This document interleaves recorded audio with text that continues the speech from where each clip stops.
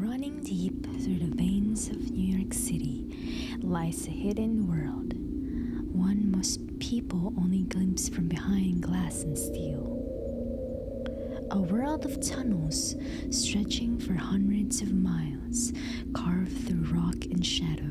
Every night, as the city above sleeps, these tunnels hum with the sounds of the trains, and sometimes other things. Since the first subway opened in 1904, countless stories have emerged of ghostly passengers, of phantom trains that glide through the dark, and of the people who've seen things down here they can never unsee. So tonight, we're taking a ride through the haunted heart of New York, the subway stories they don't put on the map. Welcome to Off the Mystery, a channel hosted by real people, no AI voices, just Fofi, bringing you the eerie, the unexpected, unexplained, and the truly chilling. Stand clear of the closing doors, if you dare.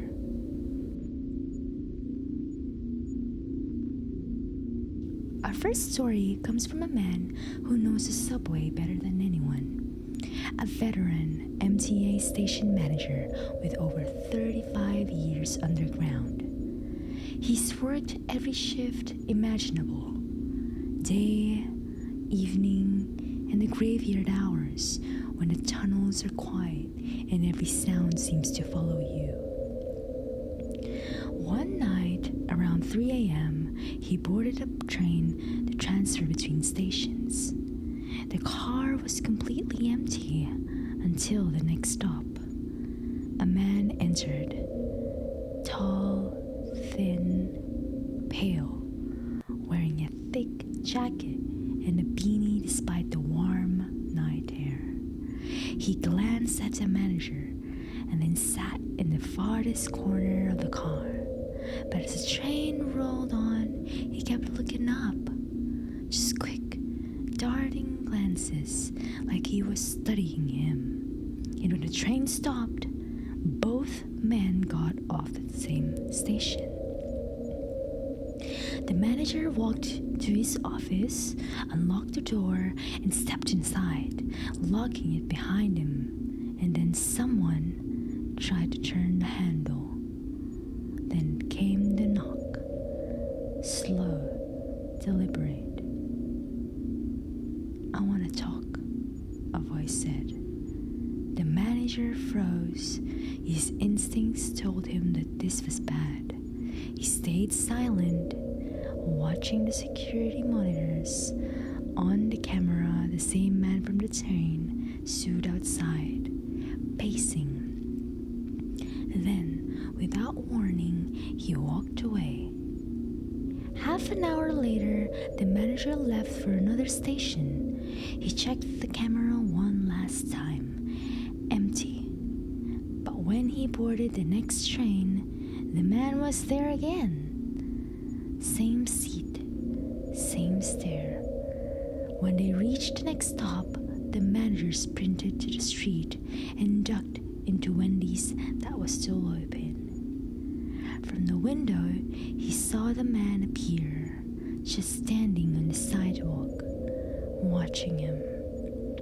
Later that night, at his final stop, the manager scanned his cameras one last time. And there he was again, pacing just 30 feet from the office door. Then the man stopped and looked directly into the camera lens. For 1 full minute, he didn't move. Then he turned and vanished into darkness. The man was never seen again.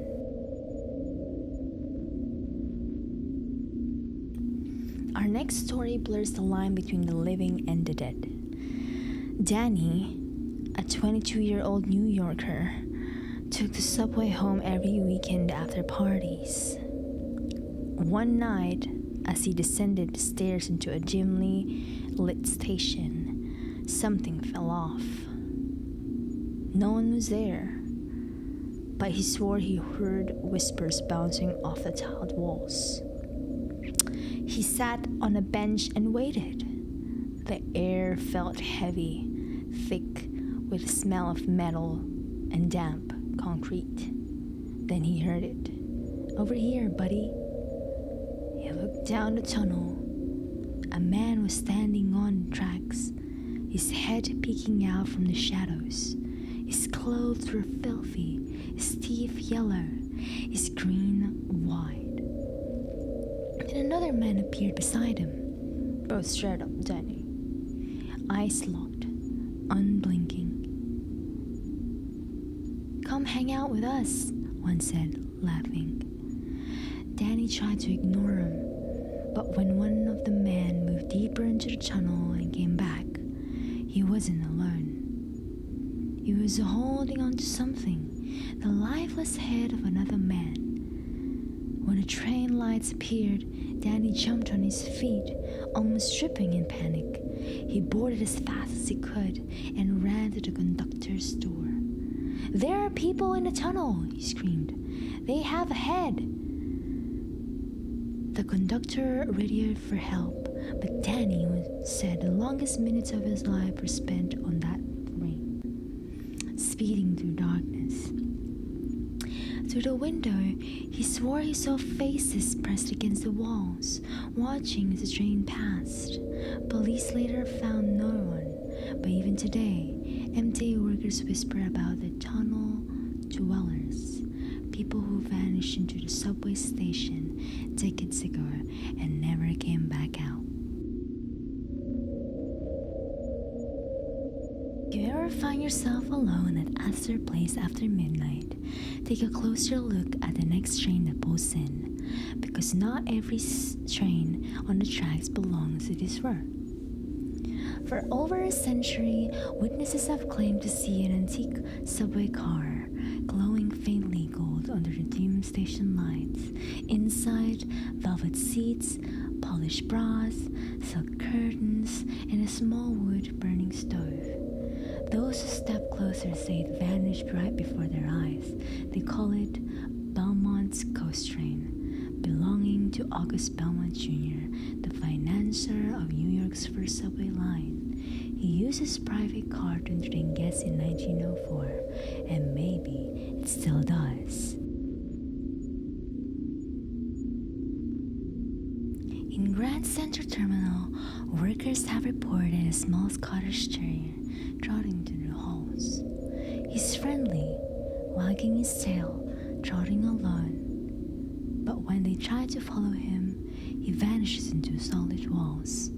They say it's Fowler, the beloved dog of President Franklin D. Roosevelt. Fowler died years after FDR, but his ghost is said to wander the hidden track beneath the terminal. Track 61, where the president secretly traveled to the Waldorf Astoria to console his paralysis. Perhaps the little dog is still searching for his master, waiting for one train ride together.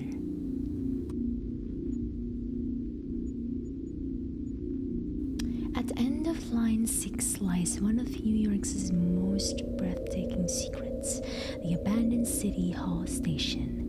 Built in 1904, it was once a masterpiece. Skylights, chandeliers, and curved tile arches designed by Spanish architect Rafael Guastavino. But as trains grew longer, the station couldn't handle the traffic. It closed in 1945 and was sealed off the public. Workers during construction claimed they have heard groaning under the floor, like a man in pain. Some believe the site sat atop a forgotten burial ground from colonial times. And even today, maintenance crew report strange sounds echoing through the tunnels. Footsteps whisper, the fake clang of a hammer, as if workers never stop building. If you stay on the train 6 past its final stop at Brooklyn Bridge, you can still glimpse it through the windows, a glittering close of once was. There's one tunnel in Manhattan that locals once called the Tunnel of Doom. Located beneath a 191 Street, it stretches nearly 900 feet, a narrow, dimly lit walkway connecting St. Nicholas Avenue to Broadway. Before it was cleaned and painted in 2015, the tunnel was pitch black, covered in graffiti, and reeked of decay. New Yorkers whispered about strange noises, a woman's laughter, a baby crying, whispers in a language no one recognized. Even after its renovation, some say that if you walk along with the lights flicker, you can still hear footsteps following behind you. When the subway first opened in 1904, Mayor George McClellan was so excited he took control of the very first train.